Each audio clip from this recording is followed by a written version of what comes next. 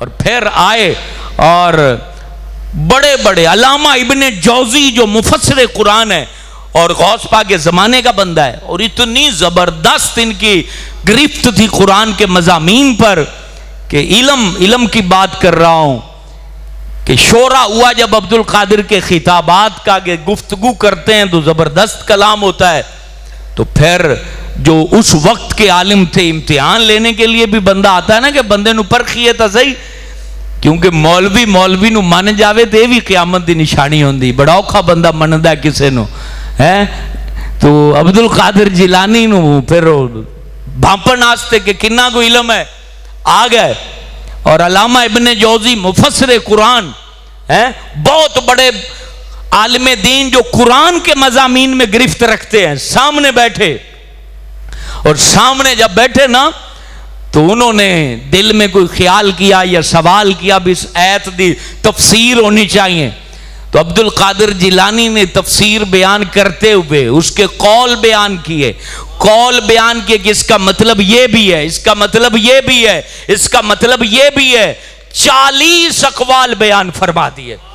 40 قول جب بیان کیے تو پھر کہنے لگے ابھی ہم قال سے حال کی طرف آتے ہیں. بھئی ہون تک اسی ظاہری گلاں کیتیاں، ہون اسی ڈھڑ دیاں گلاں کریں گے، دل کی باتیں کریں گے. یہ جیسے ہی لفظ کہے علامہ ابن جوزی نے اپنی قمیض پھاڑ دی اور عبد القادر جیلانی کے پاس آ کے کہنے لگے کہ حضور مجھے معاف کر دیں، میں تو آڈا امتحان لون آیا لیکن یہ امتحان دی جگہ نہیں سی. ہر جگہ امتحان بھی نہیں لیا جاندہ، کدھرے دل دیاں گلاں ہوں دیا ہے، کدھرے انڈٹھا سودا کرنا پہندا ہے. تو یہ تھے عبد القادر جیلانی. ہاں آپ حنبلی تھے، امام احمد بن حنبل کو فقہ میں فالو کرتے تھے، اور وہ دور قریب ہی امام احمد بن حنبل کا گزرا تھا اور شہرہ تھا. بغداد کے اندر امام احمد بن حنبل نے بڑا کام کیا ہے، کیونکہ اس وقت ان کو قید و بند کی صحبتیں اٹھانا پڑیں. ان کو اتنا مارا گیا کہ قرآن کو مخلوق مانو، امام احمد بن حنبل نے نہیں مانا. تو بڑے بڑے اولیاء نے پھر ان کو فقہ میں فالو کیا. اس وقت کے شاہوں کو پتہ لگے کہ جس کو تم مٹانا چاہتے تھے زمانے کے ولی بھی اس کی پیروی کرتے ہیں. اچھا ایک گلاں کوئی بھی نہیں دسدا، ہن روڑیاں والا دور ہے. ایدو کوئی آکھ دے سی بھئی ہے تسی یاری کیوں کردے پے جے، یاری والے آکھ دے سن تسی تو منکر جے، تے وچلی گل کوئی بھی نہیں دسدا بھی یہ اصل تا علم دی گل ہے نا. اور پھر ایک بندہ رفع یدین کو پکڑ لگا، وہ غوث پاک در رفع یدین کر دے تسی کیوں نہیں کر دے. یہ بالکل باریک بات ہے. غوث اعظم میں نے بتایا اس دور میں ہے جب امام احمد بن حنبل اس سے کچھ عرصہ پہلے ان کو مارا جا رہا تھا. تو یہ بڑے بڑے اولیاء نے فقہ میں اجتہاد میں ان کی پیروی کی کہ پورے عرب خطہ میں بڑے بڑے شاہوں کو پتہ لگ جائے کہ جو قرآن سے محبت کرتا ہے اس کو مٹایا نہیں جا سکتا. تو فقہ میں ان کی پیروی ہے امام احمد بن حنبل کی. اور امام احمد بن حنبل کا اجتہاد یہ ہے کہ رفع یدین نماز میں کیا جائے گا، تو وہ اس کے اندر کوئی حرج نہیں ہے. ہم چونکہ امام اعظم ابو حنیفہ کی فقہ کو فالو کرتے ہیں اور اس میں ہے کہ حضور پاک نے آخری عمر میں رفع یدین نہیں فرمایا، تو دونوں امام درستی پر ہیں. اب چونکہ غوث اعظم سرکار کے ہم مقلد نہیں ہیں، ہم طریقت میں، روحانیت میں، محبت رسول میں، دین کے اوپر عمل میں ان کو فالو کرتے ہیں. جیسے انہوں نے تقوی، پرہیزگاری اور نور کا راستہ اختیار کیا، ہم ان کو فالو کرتے ہوئے اس طرف باطنی روحانیت کے لیے بڑھتے ہیں. اور فقہی طور پر چونکہ پورا بر صغیر جو ہے وہ امام اعظم ابو حنیفہ کی فقہ کو، اور فقہ جو ہوتی ہے وہ حضور کی احادیث سے نکلا ہوا نچوڑ ہوتا ہے، وہ کوئی مخالفت نہیں ہوتی حدیث کی. گل سمجھ آئی؟ داد کھڑا کرو. تو ہن تسی کسی رولے نو نہیں پینا، عمل کرنا ہے. میں اصل چاہتا ہوں رولا نہ ڈالو، عمل کرو. عمل میں ہی ہے زندگی، جنت بھی جہنم بھی ہے. تو عمل ضروری ہے، عمل کا راستہ اختیار کرنا اور عمل پر اپنی اولاد کو گامزن کرنا، علم کے اندر ان کو مہارت کی طرف لے جانا اور اس پہ جتنا خرچہ ہو جائے وہ خرچہ کرنا. یہ ایک صاحب شرافت ماں باپ کے لیے سب سے بڑا انعام یہ ہے کہ ان کی اولادیں علم والی ہوں، جاہل نہ ہوں، لیکن یہ بھی ذہن میں رہے ادموا علم یہ بھی بڑا نقصان دیندہ ہے۔ چار گلیں ادو پکڑ لیاں، چار ادو پکڑ لیاں تو نہ وہ کیا ہے، نہ کوا رہا نہ ہنس رہا، یہ کوئی بھی بیچ میں نہیں رہتے۔ علم ہوتا ہے پراپر فوکس کرنا، ایک چیز کو مکمل سیکھنا۔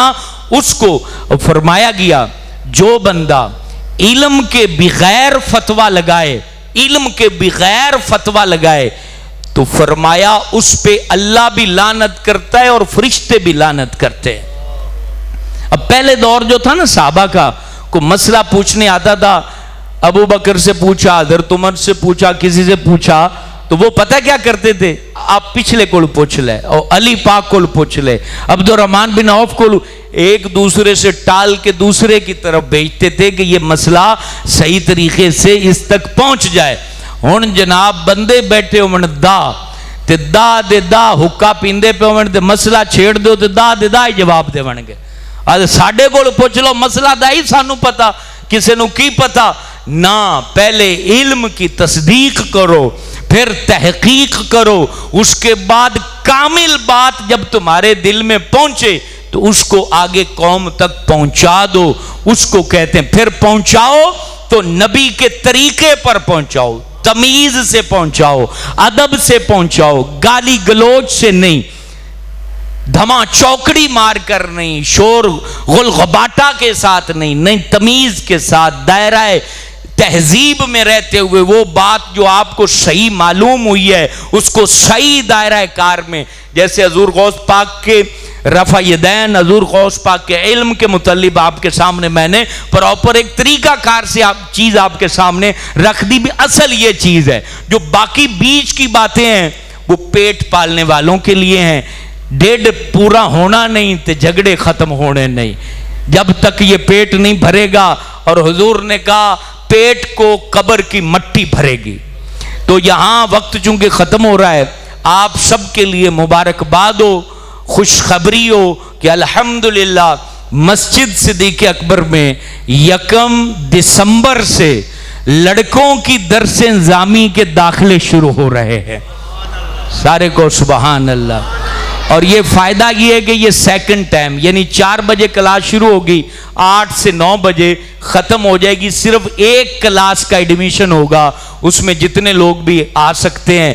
1 دسمبر سے عالم دین اویلیبل ہوں گے اور انشاءاللہ تعالی وہ درس نظامی پڑھائیں گے۔ آپ ٹیچر ہیں تو بھی پڑھ سکتے ہیں، کاروباری ہیں تو بھی پڑھ سکتے ہیں۔ سیکنڈ ٹائم میں یہ کلاس رکھی گئی ہے تاکہ ہر کوئی اس میں آ کے ایڈمیشن لے سکے۔ 7 سالہ عالم کورس انشاءاللہ لڑکوں کے لیے، لڑکیوں کے لیے رمضان میں داخلے ہوں گے، اور لڑکوں کے لیے یہ کلاس الحمدللہ ایک کلاس کا اجرا کیا جا رہا ہے۔ اور پھر روزانہ 1 دسمبر سے انشاءاللہ عصر کی نماز کے بعد بخاری شریف کی ایک حدیث کا درس بھی ہوا کرے گا۔